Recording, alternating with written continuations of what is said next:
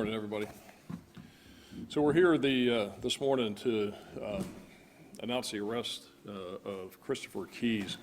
And as I run through this is a very, very tragic case of domestic violence and long-term domestic violence, and the cycle of what happens when people can't find their way out of that cycle. And I guess the long-standing phenomenon that's known when women are abused, or in some cases men, but they keep coming back and they can't find their way out of that. And unfortunately, sadly, in this case, the victim, and as I run through this, you'll see, the victim, because of this ongoing domestic violence, was shot by Keyes on Monday and is blind and probably won't see again as a result of it. So let me run through it and I'll take any questions you have. The victim, who we're not going to identify because she is alive, thankfully, and is a victim of domestic violence, is a 24-year-old female who lived in the area of 31st Street and 60th Avenue North in Lealman, which is unincorporated St. Petersburg. Again, I'm not going to give you the specific address because she is a victim of domestic violence and that's where she lives, so that address is not a specific address that we're going to release. She also, with Keyes, has an 11-month-old daughter. Keyes and the victim began dating in 2013. Between November of 2013 and June of 2015, Keyes and the victim lived together on and off at an address in Kenneth City. While they were living together, Keyes and the victim fought often, and there was ongoing domestic violence between them during that 2-year period. In March of 2014, the Kenneth City Police Department was called, and the victim was arrested for domestic battery on Keyes. In May of 2014, police were again called, and this time Keyes was arrested for aggravated domestic battery on the victim while she was pregnant with their now 11-month-old daughter. Both cases in the Kenneth City arrests were dropped by the state attorney's office because Keyes and the victim were not cooperative with prosecution. Unfortunately, domestic violence continued in the relationship, and in June of 2015, the victim obtained a temporary domestic violence injunction against Keyes. The victim at that point moved from where she was living in Kenneth City to the place where she's now residing in the area of 31st Street and 60th Avenue North. On August 1st of 2015, a neighbor of the victims saw Keyes in the middle of the night under her car while it was parked in the driveway of her home. Keyes was confronted by the neighbor. When he was confronted, he ran, and the Pinellas County Sheriff's Office was called, and we responded. Deputies located Keyes. He was in a vehicle, and he was leaving the area. Deputies found that he had a pair of pliers with him with brake fluid on them, as well as gloves, and he had brake fluid all over his person. At that time, Keyes denied to the deputies that he was trying to cut the victim's brake lines, so he was charged with burglary to her vehicle, which is a charge that fit under those circumstances. At that point, the domestic violence injunction that had been issued in June, so this is now August 1st, the domestic violence injunction had not been served on Keyes because we couldn't find him, because he was moving from place to place, he was transient, he was moving around. So upon his arrest is that he was served at the jail with that domestic violence injunction that had been issued in June. It was a temporary injunction. So as is unfortunately the situation in many domestic violence cases, even after he was arrested under her car, pliers, brake fluid, even after the domestic violence injunction was served, is that she engaged in communication with him, which is in violation of the domestic violence injunction, as Keyes was continually texting the victim and communicating with her back and forth. The victim was also, again, uncooperative in the prosecution of Keyes on the burglary charge. So that case was dismissed by the state attorney's office in November of 2015 because of her lack of cooperation. And this goes back to that cycle of violence and everything that happens in domestic violence cases is that You know, and there is even some delay involving the domestic violence injunction process because she was reluctant. She wanted the injunction, but she was reluctant to participate fully in that process. So while the domestic violence was occurring and while the case was still pending from the August burglary, and the state attorney's office didn't dismiss that until November, but on October 4th, so you had the under the car with the pliers, brake line, et cetera, in August. The case is pending. Doesn't get dismissed till November. But on August 4th, Keyes again tried to cut the victim's brake lines. And this time, the victim looked out the window of her residence and actually saw him under the car and took a photograph of him as he's under her car trying to cut her brake lines. And we have that photograph. She took a photograph with her cell phone. And when she took the photograph, she yelled out the window to him and confronted him. And as she confronted him and told him to, quote, knock it off, or he was not going to be able to see his child again because he was putting that in jeopardy by this continual conduct and trying to hurt them and trying to do harm to them. And that when she said to him that you won't see your daughter again if you keep doing this, he responded, "It doesn't matter, you'll be dead within a year, bitch," quote, unquote. He then fled the area. So unfortunately, at that point on October 4th, is the victim did not call law enforcement, did not call the Pinellas County Sheriff's Office to report it. She called Keyes, the defendant in this case, called his father and reported it to the father. The father pleaded with her not to call the police again, and she didn't. And so this was never reported to us until this week, until a couple of days ago.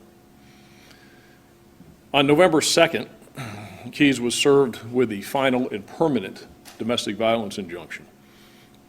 Nevertheless, on November 24th, Keyes sent the victim a text message, and that text message, again in violation of the injunction for no contact, said that the only reason she's receiving this text message is because he bought a gun and tried to kill himself, but the gun misfired. The victim asked Keyes more about the gun, and he was evasive and stated that nobody will find the gun and that he will get rid of it. According to the victim, the text messages and the communication with Keyes stopped around November 27th. And she didn't have any contact with him between approximately November 27th and this past Monday morning, December 1st, 2015. So this past Monday morning, as she usually does, the victim woke up around 6:30 in the morning to get herself and her daughter ready. She goes to work and she drops the daughter off at a daycare center in her neighborhood. Up until a few days ago, and things happen for strange reasons, in this case, thankfully, up until a few days ago, the victim, when she put the baby in the car, was putting the baby in a car seat, and the car seat was behind the driver's seat in the vehicle. So for whatever reason, recently, she switched from putting the baby in the car seat behind the driver's seat to in the back seat, but behind the passenger seat. So after she got the baby in the car seat, behind the passenger seat, she leaves her house, and when she approached the stop sign at 31st Street and 58th Avenue North, she heard a gunshot, immediately felt pain in her face, became blind, and her whole head and upper body area is covered in blood. She got out of the car and started screaming. There were a couple of witnesses in the area that aided the victim until EMS arrived and transported her to the hospital. The victim was shot in the face with a yet-to-be-determined gun that was loaded with what's referred to as self-defense style ammunition. And this is very unique ammunition, and it is really designed to wreak havoc and cause the most amount of damage possible because the round is loaded with very small projectiles that expand and explode on impact. So it's kind of similar to what you'd find in a shotgun shell with birdshot or very small, again, very small projectiles. And so when she was hit in the face with it, those projectiles went into her eyes.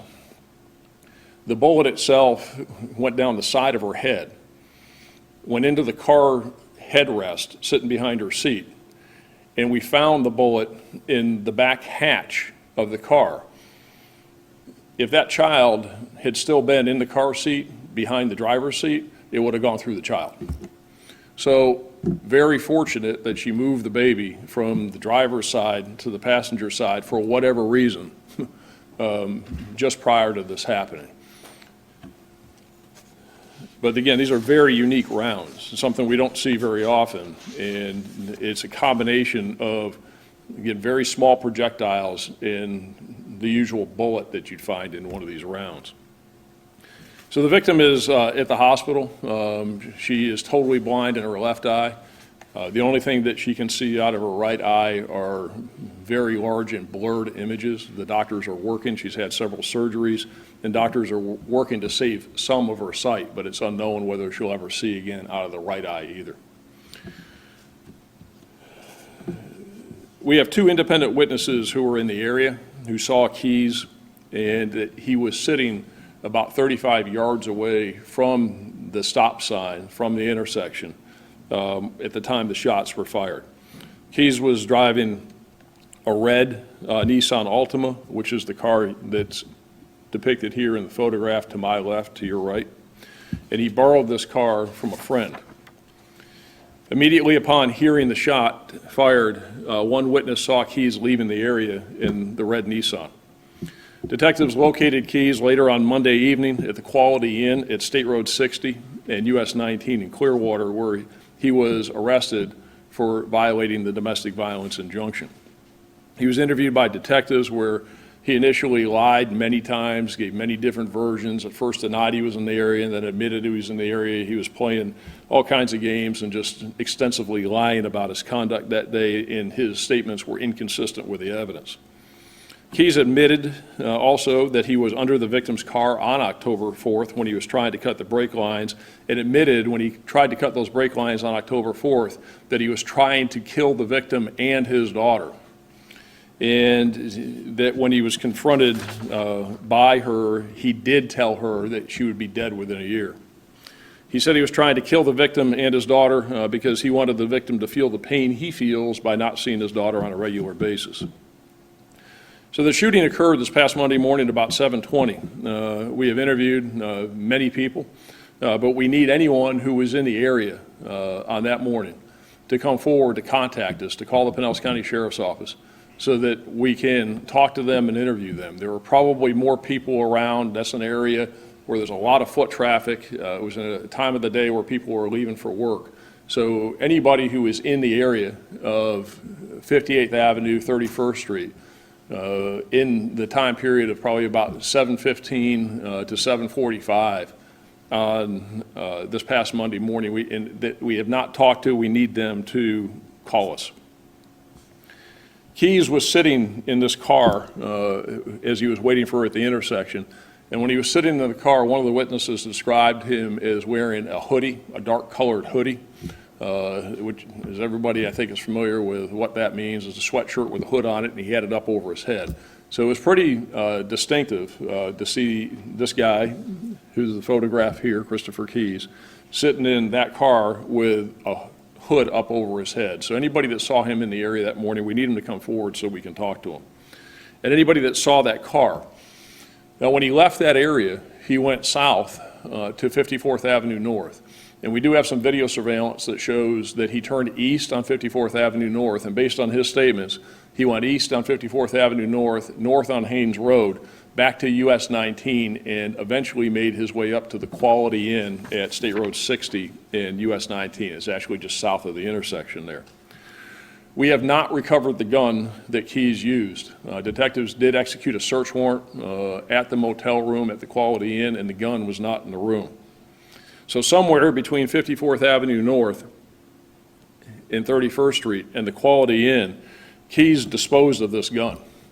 So we're asking anybody that may have seen Christopher Keyes in this car in the area of 54th Avenue North and State Road 60 and US 19 on Monday morning in that time frame to come forward, and because he probably tossed that gun out of the car as he was driving from the scene where the incident occurred back to the motel. And it could have been in a dumpster, he could have pulled in a parking lot, it could be on the side of the road. But we're working hard to try and find that gun, but we really need the public's help. And if anybody saw him or a vehicle matching that description, if somebody was pulling into work and saw a car by a dumpster or anything along those lines, we need them to call us because we need help in trying to find this gun. Keys worked at a business called West Pharmaceutical in St. Petersburg, and on Monday morning he got off work about 6 a.m. We're in the process of identifying coworkers and others, but if anybody who knows Christopher Keys, who worked with him or had any contact with him, where he made any statements to them around the time of the event, we need them to come forward as well, especially anybody who may have either provided him or sold him a gun. We don't know where he got the gun. He had made reference earlier about having bought a gun recently, but we don't know anything else about this gun. He had to buy it somewhere or get it from somebody, so we need help in trying to identify where he may have obtained the gun from. Finally, I want to just tell you about Keys' history a little bit. He's no stranger to committing acts of domestic violence or having law enforcement involvement. He was arrested by the Pinellas Park Police Department in September 2003 for burglary, in December of 2003 for aggravated domestic battery, August 2007 for domestic battery, August 2012 by the Gulfport Police Department for disorderly intoxication. Those victims in the previous domestic batteries are not the victim in this case. So he, again, is no stranger to engaging in domestic violence. And this is a very, very serious case of domestic violence. This woman is extremely lucky she's alive. If she had been sitting probably not even inches, probably less than that off to one side or the other, the bullet probably would have hit her straight on in the face as opposed to the bullet itself. And unfortunately, because of these projectiles that were in there and this type of ammunition that was used, is that her face was sprayed with the projectiles. So very sad situation, but the message also is for domestic violence victims, men or women, it doesn't matter. When you are the victim, there is help available. But you need to help yourself by allowing us to help you. And when you don't call the police, you don't call law enforcement, when you got somebody that's outside your window and they're cutting your brake lines because they want to kill you, and the person says you're going to be dead within a year, and you don't call us to give us the opportunity to help you, bad things are going to happen. And so people need to know that there is help available. There's a lot of organizations that can help. Law enforcement's here to help, and we don't want to see anybody else go through this. So, everybody out there, please know that if you're a victim of domestic violence, you need to report it as hard as it is and allow us to help you. Any questions?